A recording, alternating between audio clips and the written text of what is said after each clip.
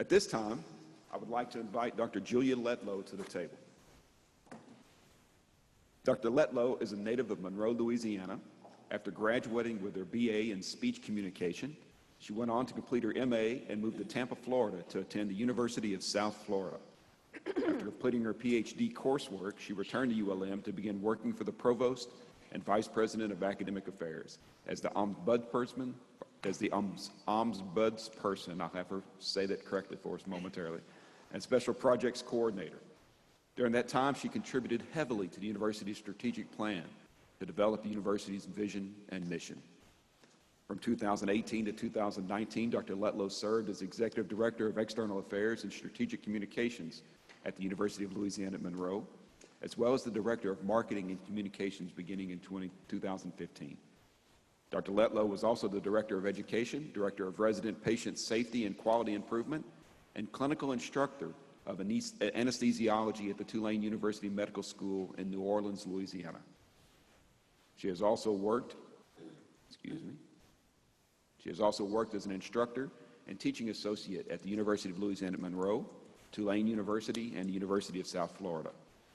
Dr. Letlow has an accomplished career as an executive-level administrator in higher education.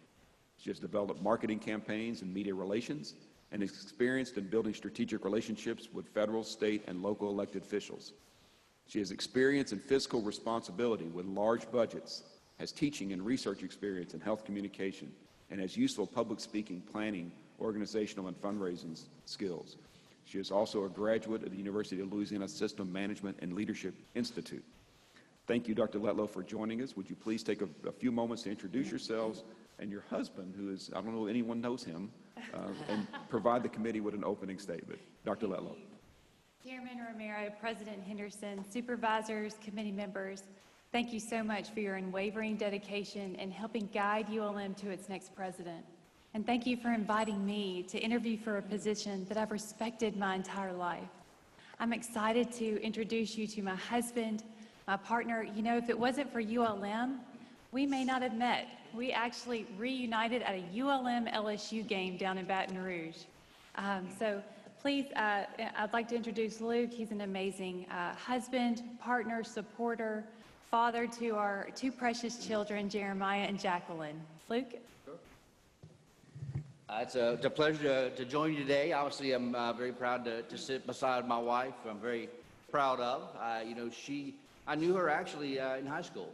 She was the popular one that knew everyone and the leader in her class. I was pretty quiet back in those days. So, we came together after college, and she was doing amazing things at Tulane when I was in Shreveport, and ultimately we went out west. Took a year to sort of try and conquer it.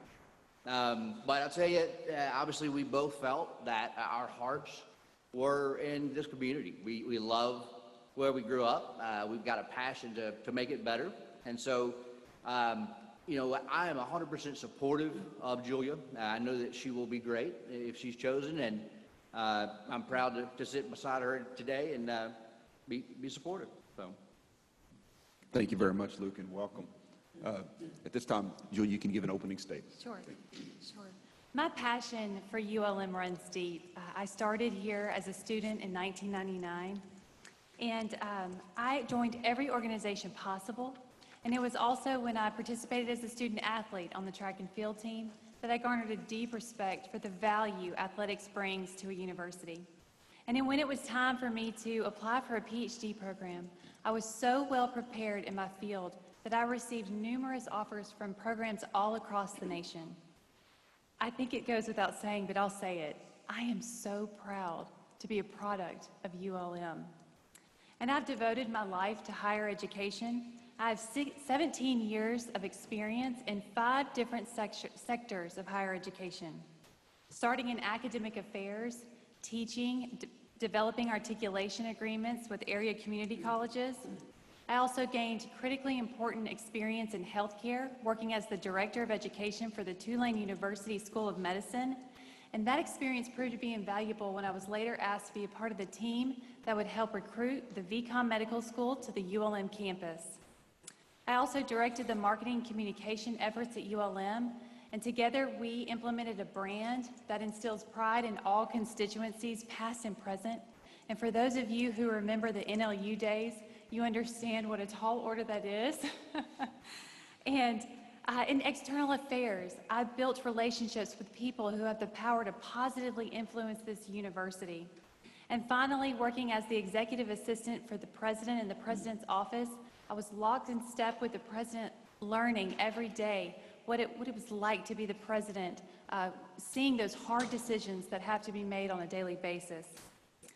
I've seen this university through every lens: a student, an athlete, an alumna, an instructor, and an administrator. And it's because of the culmination of all of these roles that I feel like I'm uniquely qualified to lead ULM, placing immense value on all of the different divisions that comprise this university. I believe at this juncture in time, it's time for ULM to be bold. I envision ULM becoming the health sciences epicenter for Northeast Louisiana, combining research, innovation, and clinical services to a rural region that is in desperate need.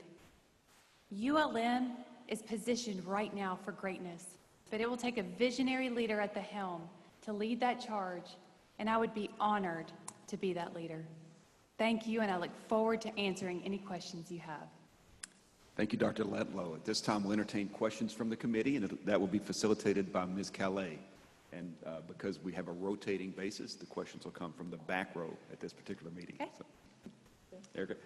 Thank you. But Supervisor Methman may also ask a question as well. So. Thank you. Ms. Green?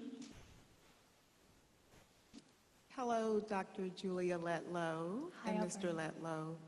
Thank you guys so much for your time here today. My question to you deals with when you saw the position that was posted, what made you feel that you were ready to apply for this role? And also, what were the main things about ULM that you considered were top strengths as well as areas of opportunity? Well, it was definitely, I put a lot of prayer and thought and contemplation before applying for something this monumental. But definitely had that encouragement and that peace that because of the passion that I feel for this institution, that I've had for my entire life, that was instilled in me at an early age, I knew it was the right decision right now at this point in time. I believe ULM's strengths are immense. I could actually go on for the next hour talking about ULM's strengths, but I will save you some time. I think first and foremost, man, our academic programs are second to none. We calculated the numbers a few years back. ULM has more programs that lead to 4- and 5-star jobs than any other university in the state, minus the flagship. That says a lot about the strength of our programs and how many we offer. When I think about construction management, and those students are recruited their sophomore and junior years out of here, 100% job placement rate. I think of atmospheric sciences, the only program of its kind in the state, and the Doppler radar that is saving lives. I also think of a close to 100% passage rate on licensure exams. And none of this would be possible without the committed faculty that are the backbone of this institution. And so, yes, we have amazing programs, but that would not be possible without the incredible day in, day out work of our faculty who are dedicated to making those programs successful. Secondly, I believe ULM Online is the wave of the future. And this was evident last semester when we were able to seamlessly transition completely online in the matter of 3 days. And our ULM online program has been growing. It's close to 45 programs. It's reaching out to non-traditional students. That is an area of immense growth. And thirdly, I think all of you would agree, if you just step outside and take a walk, that our campus beauty is second to none. And it is, yes, we have a beautiful natural bayou running through the heart of campus that helps. But every blade of grass, every flower that has been planted was intentional. And it was by a staff that is committed. And I can't help but think of Dr. Bruno talking about his dad being at Southeastern and working on the grounds there. And he carried that pride and value with him here. And that is something that I would continue to do, because we know as a recruitment tool, if we can just get students to this campus, they will come here. It is beautiful. And my apologies to all of you who are from other universities, but I am incredibly biased. Areas of growth. I believe that we talk a lot about research.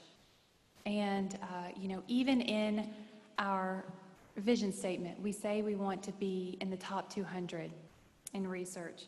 And that's going to take a committed vision, a strategic plan to make that happen. I'll tell you really quickly about people who had big dreams. I'm a dreamer. I like to big dream. And I find inspiration from other people who have done the same. And there was a dreamer from a little town right down the road, Lake Providence. He was a U.S. Senator, and he had a dream to start the National Institutes of Health. And he had to work hard, but he did it. In the 1920s, a man from Lake Providence named Joseph Ransdell started the National Institutes of Health from our backyard. So you cannot tell me that amazing things do not happen in Northeast Louisiana. And so as I was prepping for this and I was running the numbers, last year alone, the NIH received $39 billion. And do you want me to tell you what our slice of the pie was? $352,000.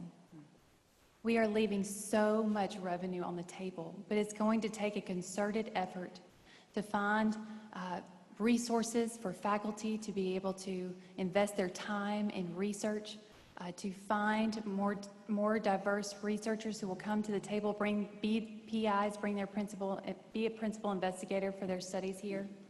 I have a dream. I have a big dream too. We have one of the highest poverty rates in the United States in our own backyard. And I believe that we are positioned and poised at this university and in Northeast Louisiana to serve that region in healthcare. And I see no reason why we couldn't have a rural health institute right here on this campus. Hey, we could even call it the Ransdell Rural Health Institute. But I have that concept, if you build it, they will come. And so I think about my friend Jen from New Jersey. I met her when I lived in New Orleans. She moved to New Orleans because she wanted to make a difference after Katrina. She was an educator, and she did that. And she stayed there, and she got a counseling degree in Tulane. That's the best part of it. She stayed, raising her family there.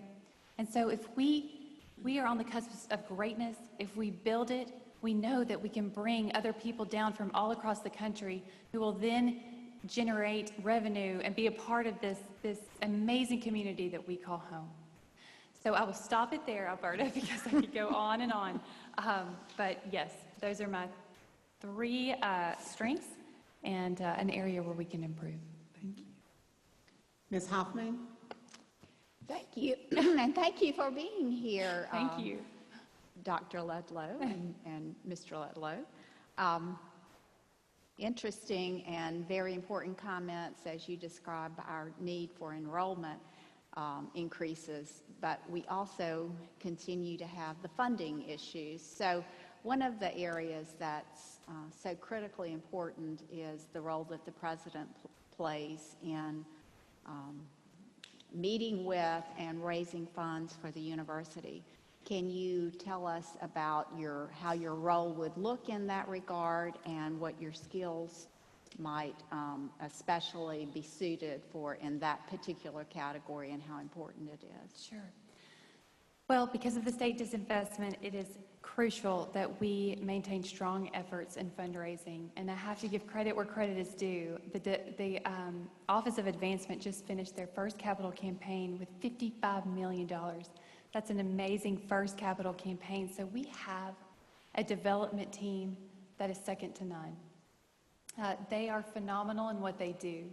I believe that the president's role is to be external facing and to be that chief fundraising officer and who relies heavily on their team, that development team, to lay that groundwork, start building those relationships, and then the president brings it home.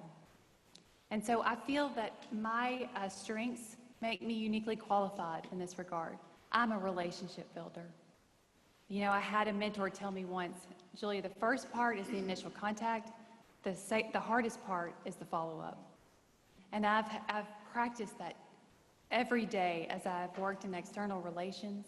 So I feel like I would have a very active role and make sure that we are moving forward in our fundraising efforts, because that is one of the main ways we're going to generate revenue in the future. Thank you. Ms. Rachel Laudiger. Good morning. Good morning, Dr. Rachel. Letlow. It's nice, Mr. Letlow. Gosh, I can't believe I just did that. It's been a long day and a half. As you probably know, I am a native of Northeast Louisiana, and I actually graduated high school from Bastrop, just down the road. Sure. I was in the top, 5-10% of high school graduates in this area in the spring of 2016. Yet, like many of my peers from my own school and other schools in the region, I never really considered staying at ULM because I didn't think that staying here in this area would be worthwhile for me. And I know that that's not a new concept for this area. So my question to you is, how would you have recruited me, or how would you recruit students like me as president? I would be relentless. We have to own our backyard. And I would make a concerted effort to run marketing campaigns, to target you. I would find you on social media. You would be so sick of hearing about ULM and its amazing programs. I would actually find out what your interests are, and I would be relentless. But not only that, Rachel, I think owning your backyard means the community involvement, and you see ULM everywhere you go. I can't help but think about driving into Knoxville, Tennessee. If you've been there, you see every business, every McDonald's is orange. Yeah, And they support their university, but the university supports Knoxville. And I would want to build that partnership with our community, because you are our future. You are so important to everything that we do here, and it's a shame that we lost you. And so I think enrollment is top of mind. It has to be strong. We have to infiltrate our high schools. We have to have super strong relationships with our career counselors, our high school counselors, and that goes back to relationship building. And that goes back to, not only am I going to digitally target you, I'm going to build a relationship with you. I'm going to build a relationship with the people that are important to you and your friends. And it's going to be super cool for you to come here. That it's not going to be, there won't be another decision in your mind. Thank you for the question. Thank you. Mr. Tenorello. Hi, good morning. Thanks morning. to both of you for being here this morning. One of the extremely important jobs of the university president is building and maintaining relationships with local businesses. And we know that, that's an avenue for private funding as well. We also know that many local businesses and national businesses not only employ ULM grads, they're also led by ULM grads. So this brings me to my question, kind of a curveball here, which comes to alumni. What would be your plan to re-engage, what is perceived as a large number of alumni that we have, not just locally but nationally, that are no longer engaged with the university at the level that we would like to see?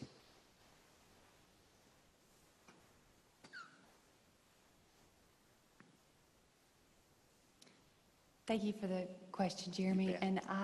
And it's an important one. When you think that we have close to 60,000 alumni across the nation, about 15,000 in this region alone, we have to do a better job of connecting with them. And sometimes it can be sometimes simple strategies can work. Engaging with our graduates before they walk across the stage and talking with them about the Alumni Association and how important it is. And you know, it can't just be, oh, you need to stay engaged because it's the right thing to do. It needs to be a relationship and maybe a bit transactional. What is the university going to provide for our alumni? Is it going to be a game day experience? Are we going to give them merchandise?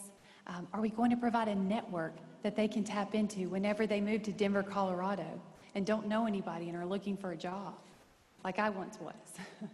So again, it's those relationships, it's reaching back out, it's touching. But when you have alumni all across the country, you have to reach them in other ways. We have some amazing literature that comes out of this university. We could do a better job of sending that out. You know, if I'd received one of the most beautiful publications of a magazine when we lived in Denver, and it said, hey, Julia, have you thought about giving back to the university that gave you so much, that made you who you are today? But maybe I just didn't know. I didn't realize that that was part of my duty as an alumni of this great institution. You know, there are models of universities that do this all across the nation that we could really look at and see what is working for them. You know, athletics and alumni are inextricably linked. And man, it always helps to have that winning team for alumni to get charged and have pride for. But what I need to do is go find those universities that have that strong alumni base that maybe don't have that athletic tied to it. How are they doing it? What are they doing to be successful? How are they reaching out to their alumni? I think that database is so important. You know, at the University of South Florida, I was able to keep my email address. And so they track me to this day. They send me, I mean, they hound me like no one's business because they kept that email address going. So again, I go back, it could be something as small as that we could tweak to really reach out and try to garner that support back. But you are absolutely right. That's an area that we need to grow. Thank you. Yeah. Mr. Mayo? Good morning. Good morning. Dr. Letlow, and also Honorable Letlow. Good to have you here. Thank you. I think everybody's been trying to figure out how we rekindle the relationships with alum, which includes athletes, former athletes, and just getting that spirit back, you know, and accentuate some excitement here. And there are some athletes, former athletes, like Bubby Brister, Stan Humphries, and also Doug Peterson, of course, that everybody knows, and every now and then they see him around. But then there are some others like Calvin Nat, Kenny Nat, people that were very, very successful here, and they've gone on, and they still have a lot of pride in Monroe and ULM. And when you think of athletics and academics, how do you balance that, and how you're able to get that excitement back to which ultimately will help in revenue and those type of things? Sure. Great question. And it's a tale as old as time, athletics and academics. You know, this is personal to me as I participated as a student athlete on the track and field team. And so I think what you first have to try to convey is, what does athletics contribute to the university mission overall? And I happen to believe it contributes quite a bit. And so let's talk about the student athletes. That body of students is second to none. They are leaders on their campus. They are leaders in the classroom. I just found out they have a 3.4 cumulative GPA this year. Last year alone, they gave 3,500 hours of their time in community service for this community. And then when you think about what that student body contributes to one of ULM's core values, which is diversity, you can't discount that. ULM recruits from all four corners of the nation and the world and brings that diverse student body to this campus. And so I think you first have to share that message more. Create a campaign about all of the amazing things that our student leaders in athletics are doing right here, and going out into the community and being leaders in the community and building those relationships. Secondly, I can't think of any other event on campus that ignites such passion and energy from people. I don't know of any other event where people will come and spend the night before a game in an RV outside, or who will pay big bucks to watch a game in a suite or a box. So athletics has that power to bring external stakeholders into your university who otherwise may not be engaged. And then you can't discount what it does for the student experience. Man, it can be a huge recruitment tool. Hey, winning helps. I'll go back to that. But how do you make it more engaging for students and faculty and staff and community members, maybe when you're not winning all the time? And that's where innovation and thinking outside of the box helps. You know, a couple of years ago, they created the end zone experience for families that were in our age group.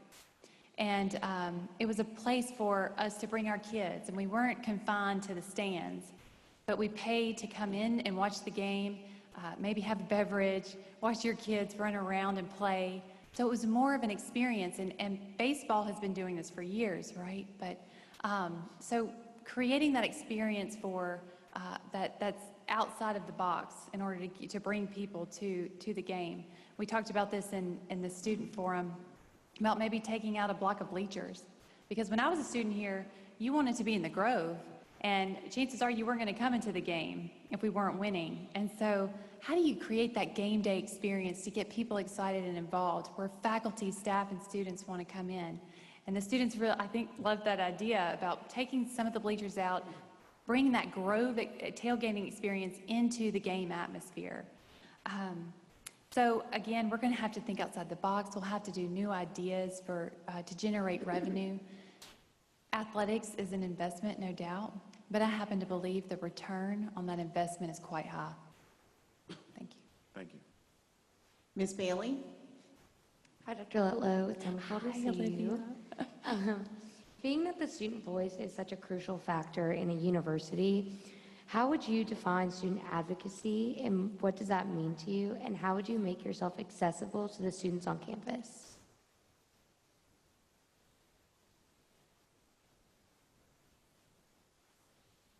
I think student advocacy starts with listening first. I think most people would tell you that. But I believe that students are experts in what students need.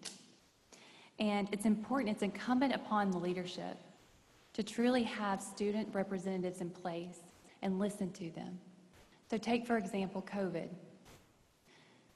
To have a student representative and a voice when administration was making decisions that were going to impact your life, that's student advocacy. You having a seat at the table, you telling administration, hey, the students, they'll buy this or they won't. That's student advocacy. I think we have to meet students where they are, and that means talking to you first, finding out where. You know, we have access to social media. We know you're on social media. We know you ask a lot of questions on social media. I think ULM could do a better job of answering those questions and fighting for you and being an advocate for you when you're facing barriers or you're facing challenges on this campus. To have that open communication, that open transparency, that's what I would promise to you. You know, I've been able to have the honor to advocate for different students during my career. And one that sticks out in my mind, it was a graduate assistant named Vlad. And he was from Serbia. And he came to me and said, will you help me with my writing and my English?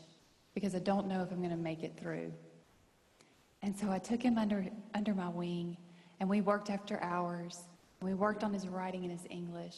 And I am so proud to say that he is in law school in San Francisco. He's about to be hired by a law firm that paid for his law school.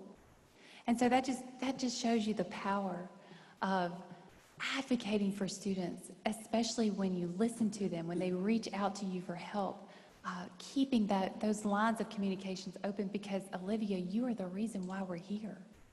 You're the reason why we get up every day and we do what we do. So, very important to me. Thank you. Thank you. Ms. Livingston? Hi, Luke and Dr. Letlow. Thank you all for both being here. My question would be, this is a high-pressure job, so how do you unwind at the end of the day? Let your hair down. I think that, that's important for all of us in any profession, so I'd like to hear more about that. Well, we happen to be blessed with two, I think, I'm biased, adorable children.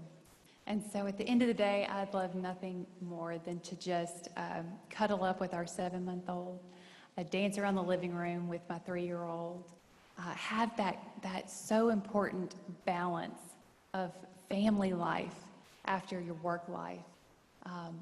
We live busy lives, so there's not a lot of time for hiking or biking, but I just soak up every second that I have with my family. We know all too well that, what do they say, the days are long, but the years are short. And so we are just committed to soaking up every second we have with our young family right now. And so I'm going to be honest with you, Hannah, that's my hobby right now. Thank you. Thank you. Dr. Wright? Thank you. Good morning, Dr. Letlow. Good morning. Mr. Letlow, how are you? Great. My question is, given the current climate in higher education as a result of COVID-19, how do you plan to ensure that ULM's enrollment continues to grow? That is a good question, and that would be my main focus, enrollment. We have seen a steady decline, and it's not only here. It seems to be nationwide, and this was before COVID. And so we are going to have to be creative. I'm an innovator at heart. We have to think outside the box. And I'll give you a perfect example. Last year, recruitment and admissions came to the Office of Marketing and said, hey, our numbers are looking down again. People aren't applying. Is there anything that your team can do to help? And so we put our heads together, but we just weren't coming up with it.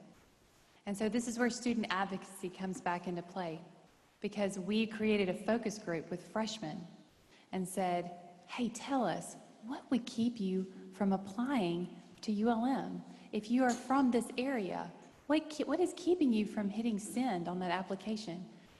And they said, Julia, $25 to you may not be a big deal, but to me, when I'm applying on average to 10 different universities, it starts to add up. It's a big deal to me. And I'm not going to hit send and give you my $25 unless I'm sold out that I'm probably going to come to ULM. Well, see, that was a huge barrier to us, because once we have your application, then we put you in what we call the funnel, and we start peppering you and touching you and building that relationship with you until we get you here. But if you don't fill out the application, it's hard to grab you. It's hard to grasp you. So we said, hey, what if we ran a promotion and said no application fees for the month of November? And it was a novel idea. I don't believe any other university had done it in the system, or the state maybe. But we had to take it all the way to the top to get approval, but we did it. And I am happy to report that our applications, let me find the exact number, our applications from this November, year over year from last November, we increased 1,345 applications, 1,345 applications for this November. That was an increase of 275%. That equated to 218 of those students enrolling.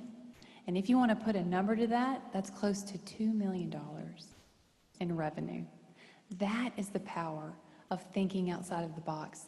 That is the power of going to students and saying, what are we doing wrong? What barriers do we have in place? How can we improve? I also think that non-traditional students are an area and a sector that we have to actively pursue. There are 40,000, close to 40,000 in Northeast Louisiana alone. And when we partner with Compete LA, we can target those students and bring them to our ULM online program, which I already discussed is second to none, and bring those students back. So COVID, yes, has raised many obstacles that we're going to have to face, and we're going to have strategic long-term plans to get through it. But off the cuff, it's all about meeting students where they are, being creative, and focusing on students that we may not have really focused on in the past. Thank you. Thank you. Mr. Moore? Good morning, Good Dr. morning. Letlow, Luke. As a local businessman, I see firsthand regularly the impact the university has in our local business community.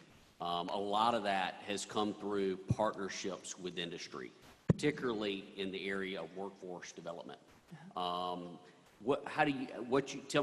a little bit about your experience with some of the partnerships that ULM currently has in place, and then how you see those evolving, and us as a university being able to grow those partnerships in the future to benefit our area economically. Sure.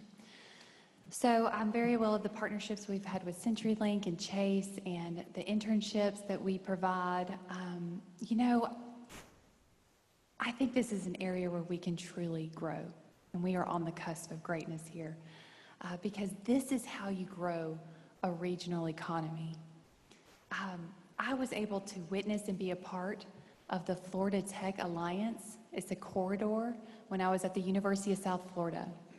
And the University of South Florida, the University of Central Florida, and the University of Florida came together, all three presidents, and said, hey, I know we're competitors on the field, but when it comes to improving our region, we have to leave our logos at the door and bring our ideas to the table.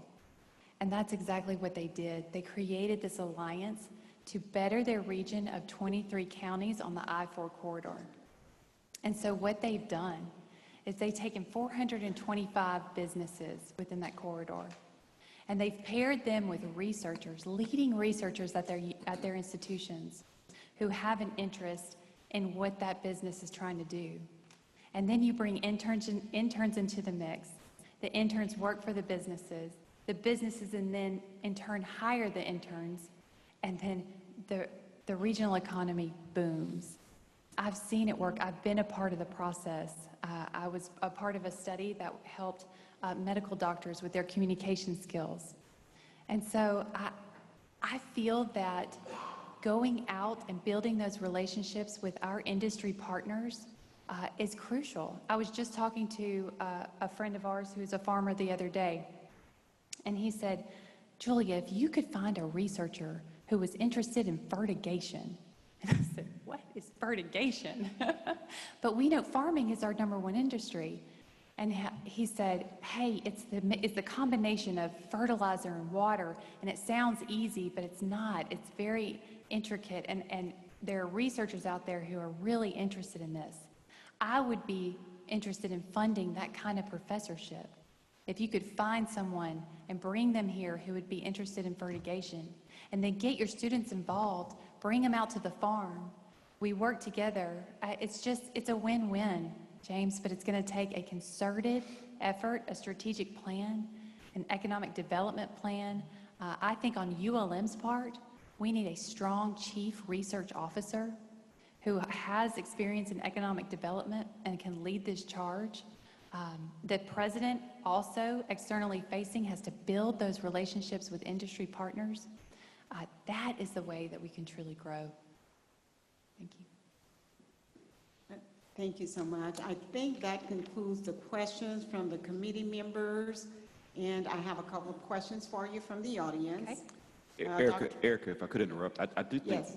that Supervisor Methvin has asked a question to each of the candidates, and I think it's an important question, and if it's okay, if you don't mind, I'd love for you to. Thank you. Good afternoon, and thank you so much for your interest, and I appreciate meeting your husband, Mr. Letlow, as well. Heard a lot about you as well. So my question is, and let me pull it up here so I don't mess it up. I was reading from an email to myself. So study after study has shown that the more diverse an organization is in its leadership, the more successful it is. And in businesses, that converts to actual financial success. In academia, it's in all the ways, the metrics that it's supposed to succeed in a community. And yet, we see a lot of slowness in change. because we don't make it usually a business metric where it is measurable.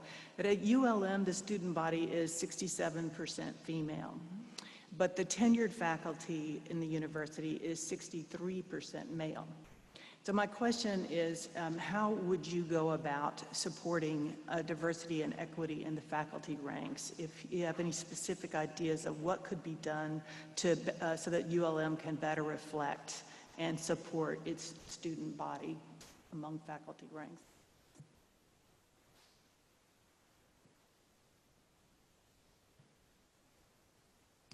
Thank you for the question. It is important. I'll just be candid with you. We have an issue on this campus. We do. And one of my first initiatives would be to address it. In the Management and Leadership Institute, I was able to go to 8 different universities and see some amazing work that other universities had already started. And you don't even have to keep it to Louisiana. You can go nationwide to see the amazing effort people have been doing for years to address these issues. So one of the first things I would do, I believe we need a division on this campus, a division of diversity, equity, and inclusion with leadership that goes all the way to the top with a full staff because our issues are so great. They are. There would need to be a strategic plan put in place on how to address those concerns that you just raised and those metrics and those numbers because they are shameful, truly. And I believe that having that strong division, having that leadership, if you have a person around the table that is cognizant and fighting for diversity, equity, inclusion before any decision is made for the university, then that's how you change. That's how you recruit more faculty. You look at your hiring processes. You talk about anonymity when you're hiring. You talk about education opportunities for this entire university. And it's not just one educational opportunity or one student forum to address an issue. It's a long-term plan of action that is long-term and never-ending. I believe that there are a lot of people on this campus who have never heard of unconscious bias. They don't know that it exists. A lot of people have lived in Northeast Louisiana their whole lives. So we just need those educational opportunities right here on this campus. I would be committed to that. I want students to feel at home here. I want them to bring their full selves here. To see themselves reflected in their faculty who are teaching them. I believe I was looking at the numbers. We have 8% African American faculty women on this campus. That's not enough. That does not reflect our student population. And so that would be number one for me. I'm glad you asked that question. Of course, it affects me personally. We don't have enough women at the top. We don't have enough women of color at the top. And so I would be committed to that. I believe the president needs to have diversity on their senior council. Just like you said, you avoid groupthink when you have more diverse voices at the table. It's time. It's time. Thank you. Thank you. Thank you. Thank you for asking. Thank you so much. And just a couple questions from the audience. Okay. Dr. Darrell Long, Director of School of Visual and Performing Arts here at ULM. What role do you think the visual and performing arts serves on a college campus? And what steps would you take to ensure that visual and performing arts continues to be a significant contributor to the arts culture of ULM, the Twin Cities, and throughout Northeast Louisiana? Thank you, Dr. Long. I always heard President Kofer say, the sciences make life possible while the arts make life worthwhile. And that has always rung true to me.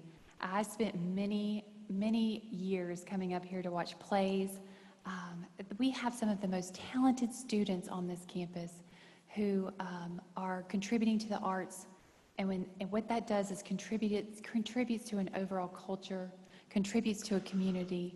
It gives people an outlet to come and enjoy a play. I would be committed to making sure that those programs stay and grow.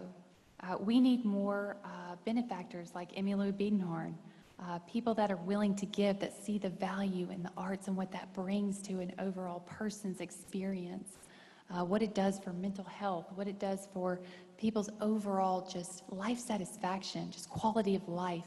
It's so important. And so I would be committed to making sure that the arts are a permanent fixture at this university. Thank you so much.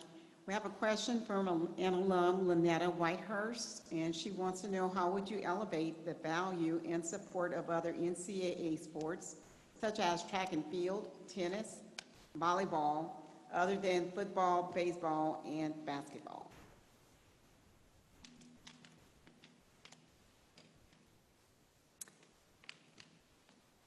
Well, that is a very good question. I think I'd make the football team come out to every event that track and field has, or tennis. No, all sports are important. They all contribute to the university experience. It's important that we have those other sports. It's because they add value to the student athlete population that we have. Again, this is personal for me. I was one of them, and they need our support too. They absolutely do. It doesn't need to all just be for football or basketball. We need to spread the love. And I think our student athletes actually do a good job of this. They support each other. They go to each other's competitions and games. My plan would be to get even more student engagement out there for those volleyball tournaments and tennis matches, to spread the love, to show the love. So, thank you. Thank you so much. Dr. Henderson, that concludes the questions. Thank you, Ms. Calais. At this time, I would ask that the committee meet in executive session pursuant to revised statute 42, section 17, to discuss the personnel matters in association with this presidential search. While in executive session, the committee may meet with its staff, legal counsel, or other persons it deems necessary.